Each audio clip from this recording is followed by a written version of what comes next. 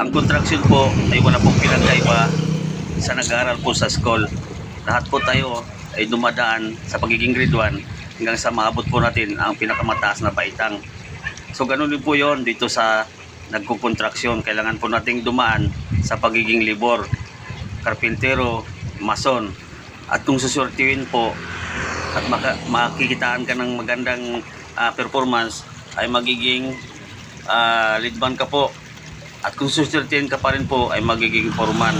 So kung ano man po ang inyong inabot sa construction, ipagpasalamatan po natin sa Panginoon sapagkat binigyan niya po tayo ng marangal na trabaho na hindi po tayo nanlulukod ng kapwa natin. Mayroon po tayong ipapakain sa ating pamilya, kaya pasalamatan po natin ang construction. Ito man po